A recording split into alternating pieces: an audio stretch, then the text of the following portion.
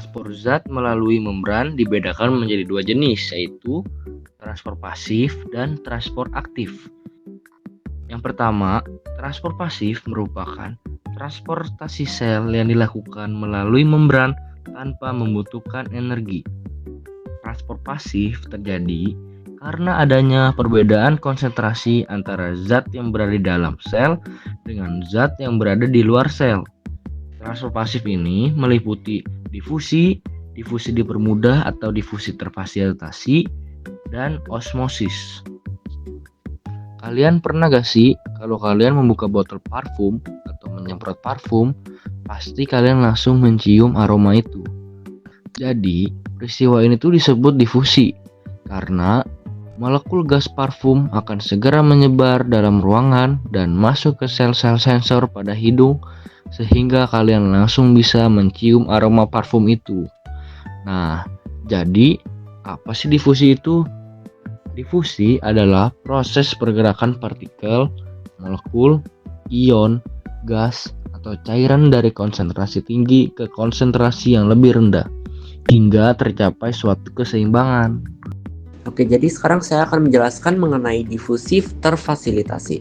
Jadi difusi terfasilitasi itu sendiri perpindahan zat dari konsentrasi tinggi ke konsentrasi rendah melalui membran sel dengan bantuan protein transport.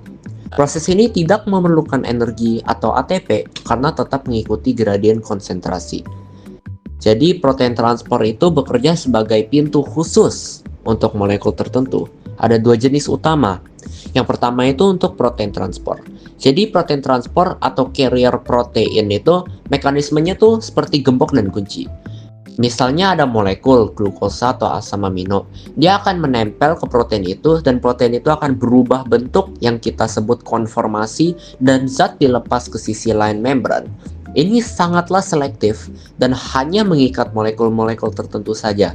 Contohnya protein GLUT1 untuk transport glukosa. Selanjutnya ada juga saluran protein atau channel protein. Dia tuh berfungsi seperti terowongan atau kanal di membran sel.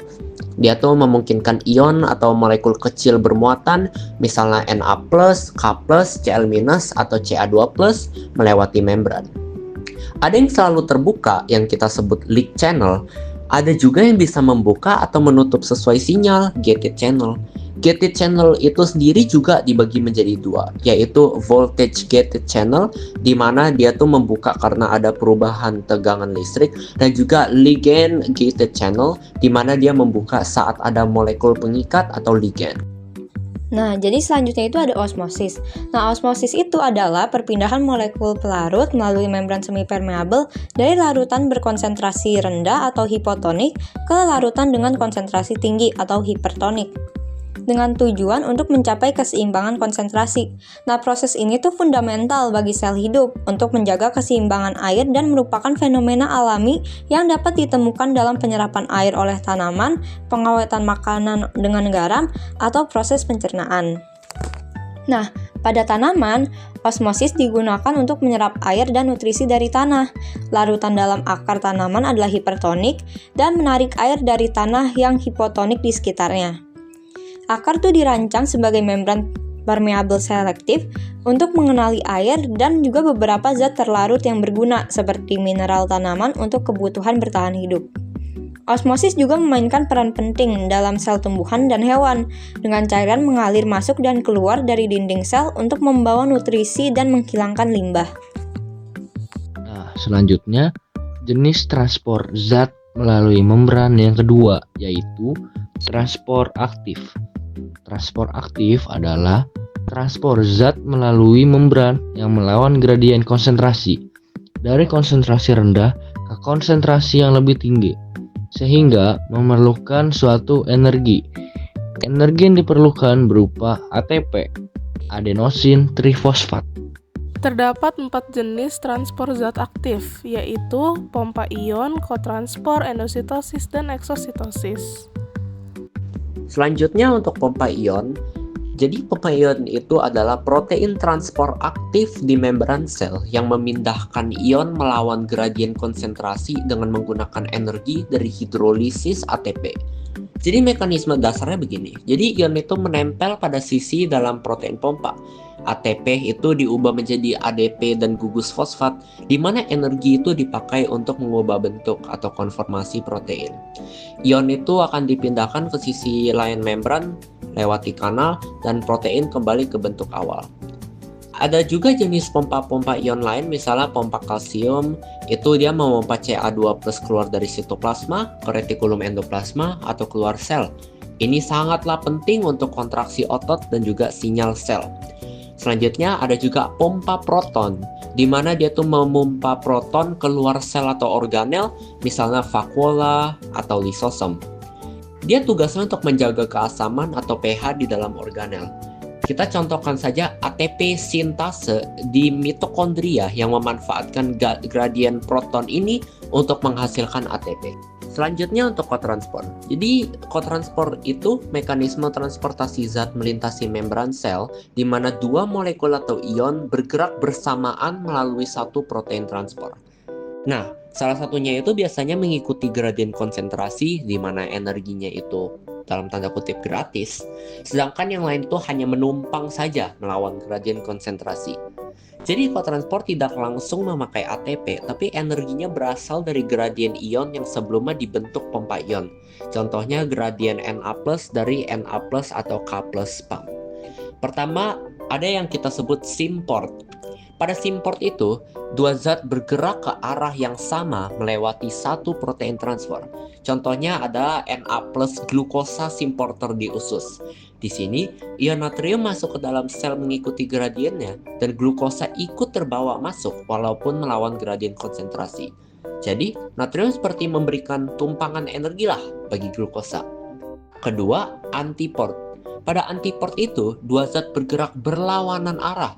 Contohnya adalah Na+ Ca2+ exchanger di sel jantung, di mana natrium akan masuk ke dalam sel, sedangkan kalsium itu dikeluarkan. Mekanisme ini sangatlah penting untuk mengatur kontraksi otot jantung. Lalu, ada juga contoh lain, yaitu Na+ dan H+ exchanger yang membantu menjaga keseimbangan pH dalam sel. Selanjutnya kita masuk ke endositosis dan eksositosis. Jadi endositosis adalah proses sel menyerap zat dari luar dengan membentuk vesikel dari membran plasma. Sedangkan eksositosis adalah kebalikan dari endositosis, di mana vesikel berisi zat dari dalam sel bergabung dengan membran plasma dan melepaskan isinya ke lingkungan eksternal. Kedua proses ini adalah bentuk transport aktif yang memerlukan energi dan penting untuk fungsi sel yang sehat, seperti penyerapan nutrisi, pelepasan hormon, dan pembuangan limbah. Nah, jadi endositosis itu mempunyai fungsi, yaitu memungkinkan sel menyerap zat-zat besar seperti nutrisi atau patogen yang kemudian dihancurkan oleh sel. Cara kerjanya adalah membran plasma di sekitar zat asing masuk ke dalam atau invaginasi, kemudian membungkusnya dan membentuk vesikel yang kemudian masuk ke dalam sitoplasma sel. Endositosis dapat terjadi melalui mekanisme seperti fagositosis, pinositosis, dan endositosis yang diperantai reseptor. Selanjutnya kita masuk ke eksositosis. Fungsi dari eksositosis adalah memungkinkan sel mengeluarkan zat-zat seperti hormon, enzim, dan produk sisa keluar sel. Cara kerjanya adalah vesikel yang berisi materi dari dalam sel bergerak ke membran plasma dan menyatu, lalu melepaskan isinya ke lingkungan eksternal. Contohnya adalah pelepasan insulin oleh pankreas untuk mengatur gula darah dan pelepasan neurotransmitter oleh sel saraf untuk mengirimkan sinyal. Seperti yang sudah disebut tadi, terdapat 3 jenis endositosis, yaitu fagositosis, pinositosis, dan berantai reseptor. Apa sih fagositosis? Jadi, fagositosis itu adalah salah satu bentuk endositosis yang merupakan proses di mana sel-sel tertentu seperti makrofag mencerna partikel padat yang berukuran besar. Proses ini itu dimulai dengan pembentukan pseudopodia atau bisa disebut kaki semu oleh sel untuk mengelilingi partikel. Partikel yang terbungkus ini pun kemudian akan membentuk yang namanya fagosom atau vakuola makanan di dalam sel. Fagositosis berfungsi untuk melindungi tubuh dari kuman penyakit dan membersihkan sel-sel yang mati. Lalu pinositosis. Pinositosis ini mengacu pada penyerapan cairan ekstraseluler dan zat larut seperti tetesan lemak, vitamin, dan antigen. Nah, pinositosis ini adalah proses seluler yang membutuhkan energi dalam bentuk adenosin trifosfat atau disingkat ATP, dan merupakan salah satu bentuk endositosis, yaitu suatu proses umum di mana zat-zat dimasukkan ke dalam sel. Selanjutnya adalah berantai reseptor atau endositosis yang dimediasi reseptor. Ini adalah proses di mana sel bergantung pada reseptor di permukaan sel untuk menyerap zat-zat spesifik seperti protein ekstraseluler atau senyawa lain seperti metabolit dan hormon. Kemudian membentuk vesikel berlapis klatrin yang akan masuk ke dalam sel. Proses ini sangat efisien untuk mengambil makromolekul yang dibutuhkan sel dan mencegah penyerapan cairan ekstraseluler secara berlebihan. Nah, jadi proses ini memungkinkan sel mengambil zat-zat tertentu yang mungkin tidak terkonsentrasi di cairan ekstraseluler, seperti kolesterol yang terikat pada lipoprotein densitas rendah, atau ion zat besi yang dibawa oleh transferin. Ini merupakan jenis endositosis yang sangat spesifik karena bergantung pada keberadaan reseptor yang mengenali ligan tertentu atau pengikatan zat terlarut spesifik. Selanjutnya, sekresi. Sekresi dibagi menjadi dua. Pertama, sekresi intraseluler. Sekresi intraseluler adalah proses pengeluaran zat di mana zat yang dihasilkan tetap disimpan di dalam sel. Sel yang menjalankan fungsi ini disebut sel kelenjar atau idioblas. Idioblas sendiri merupakan sel khusus yang berperan menyimpan metabolit atau hasil metabolisme. Contoh idioblas antara lain yaitu sel lendir, sel minyak, sel penyamak, dan sel mirosin. Kedua, sekresi ekstraseluler. Sekresi ekstraseluler merupakan proses sekresi yang terjadi ketika zat yang akan disekresikan disimpan di luar sel. Terdapat dua macam sekresi ekstraseluler, yaitu pertama, sekresi endogen. Sekresi endogen merupakan sekresi yang terjadi ketika zat yang disekresikan disimpan di ruang antar sel. Sekresi endogen meliputi saluran getah dan saluran kelenjar. Lalu yang kedua, sekresi eksogen. Sekresi eksogen merupakan sekresi yang mengeluarkan materi dari tumbuhan dan terjadi dalam berbagai struktur sekretori epiderma. Selanjutnya kita masuk ke dalam bagian organel yang berperan. Jadi organel yang berperan dalam transport zat yaitu membran plasma, retikulum endoplasma, badan Golgi, vesikel, dan mikrotubulus. Fungsi dari membran plasma yaitu sebagai batas sel yang bersifat selektif permeable. Kita mengontrol molekul atau ion yang masuk dan keluarnya sel. Selanjutnya, fungsi retikulum endoplasma yaitu memproses dan memodifikasi protein dan lipid yang telah disintesis, serta sebagai jalur transportasi dan distribusi molekul di dalam sel. Selanjutnya, fungsi dari badan Golgi yaitu pemrosesan, penyortiran, dan pengiriman protein dan lipid yang sudah disintesis dari retikulum endoplasma ke dalam atau keluar sel. Lalu selanjutnya yaitu vesikel. Fungsinya yaitu memindahkan dan mengirimkan protein, hormon, dan limbah ke dalam dan keluar sel. Yang terakhir yaitu mikrotubulus. Fungsinya menjadi jalan raya yang dilalui protein motor untuk memindahkan vesikel, organel, serta muatan lainnya ke berbagai organel sel. Kaitannya dengan mekanisme. Yang pertama, membran plasma. Mekanismenya adalah bekerja secara selektif permeable, artinya hanya molekul tertentu, misalnya oksigen, glukosa, dan ion yang bisa masuk atau keluar sesuai kebutuhan sel. Prosesnya bisa melalui difusi, osmosis, transport aktif, maupun endositosis atau eksositosis. Kedua, retikulum endoplasma. Mekanismenya adalah retikulum endoplasma kasar dengan ribosom membuat protein, sedangkan retikulum endoplasma halus membuat lipid. Setelah disintesis, protein atau lipid dimodifikasi di dalam lumen retikulum endoplasma lalu dikemas ke vesikel kecil untuk dikirim ke badan Golgi. Ketiga, badan Golgi. Mekanismenya adalah menerima protein atau lipid dari retikulum endoplasma, lalu memodifikasi, mengemas, dan menyortir. Setelah itu, zat tersebut dimasukkan ke dalam vesikel baru untuk didistribusikan ke lokasi tertentu di dalam sel atau keluar sel. Keempat, vesikel. Mekanismenya adalah berfungsi sebagai alat transportasi. Vesikel membawa muatan seperti protein, hormon, enzim, atau limbah sel, lalu bergerak di sepanjang mikrotubulus sampai ke tujuan, misalnya lisosom, membran plasma, atau organel lain. Kelima, mikrotubulus.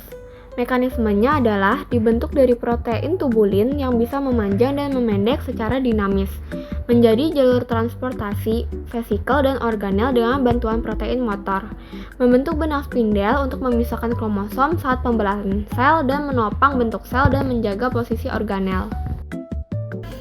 Keenam, ribosom. Mekanismenya adalah menerjemahkan informasi genetik dari mRNA menjadi rantai polipeptida. Dalam proses ini, ribosom membaca kodon pada mRNA, lalu mengikat tRNA yang membawa asam amino sesuai urutan.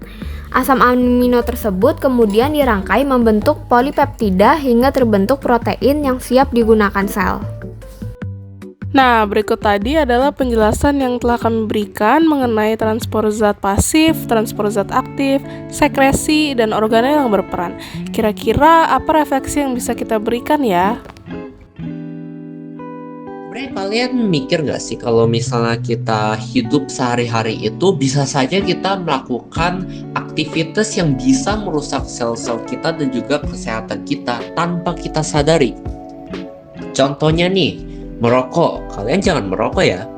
Zat beracun seperti nikotin dan tar itu dapat merusak membran sel, DNA, dan juga mengganggu kerja paru-paru.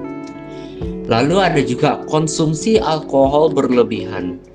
Dia tuh merusak fungsi dari sel hati dan juga menghambat regenerasinya atau yang kita namakan cirrhosis. Lalu makan junk food berlebihan itu mempunyai kadar lemak jenuh dan juga gula yang sangatlah tinggi, dan itu bisa menyebabkan stres oksidatif yang merusak sel tubuh. Lemak jenuh itu pun juga bisa menumpuk dalam pembuluh darah kita dan membuat darah kita bisa terpotong atau stroke yang kita kenal. Kurang tidur juga bisa nih, karena kurang tidur itu mengganggu proses perbaikan dan juga regenerasi sel. Sebenarnya kita itu pada malam hari, jika kita mempunyai waktu tidur yang baik, itu sel kita akan regenerasi dan mengalami perbaikan yang lebih baik. Lalu paparan radiasi atau polusi itu bisa menyebabkan juga mutasi pada DNA sel. Semua ini mempercepat kerusakan sel, melemahkan sistem imun, dan juga bisa memicu penyakit serius. Kalian hati-hati ya. Nah, tapi kita mau simak lagi nih, sebenarnya apa sih hubungan makanan sehat dan kesehatan sel? Kan tadi kita sudah bahas ya tentang makanan junk food berlebihan, itu mempunyai lemak jenuh dan gula tinggi. Tapi sebenarnya, mengapa sih makanan sehat itu bisa menjaga kesehatan sel? Jadi yang kalian udah tahu itu, sel itu unit terkecil kehidupan dalam tubuh. Jadi kesehatan sel itu sangat dipengaruhi oleh asupan makanan, seperti makanan sehat, sayur, buah, biji-bijian, air yang cukup, protein seimbang. Itu memberi nutrisi, vitamin, dan juga mineral yang sel butuhkan untuk tumbuh, membelah, dan memperbaiki diri. Kalau sel sehat, ya jaringan tubuh kita sehat. Kalau jaringan tubuh kita sehat, organ tubuh kita sehat. Kalau organ tubuh kita sehat, tubuh kita pun kuat gitu. Nah, secara alkitabiah, tubuh manusia itu disebut sebagai bait Roh Kudus yang ada dalam 1 Korintus 6 ayat 19-20. Itu berarti menjaga tubuh termasuk dengan makanan yang baik adalah bentuk penghormatan kepada Tuhan. Dalam Kejadian 1 ayat 29, Allah memberikan manusia tumbuh-tumbuhan dan juga buah-buahan sebagai makanan di Taman Eden. Itu menunjukkan bahwa sejak awal Tuhan itu sebenarnya sudah menghendaki kita memakan makanan yang menyehatkan tubuh. Jadi, memilih makanan sehat itu bukan hanya soal kesehatan fisik, tapi juga bagian dari ketaatan dan tanggung jawab rohani kita sebagai umat dan anak-anak Kristus.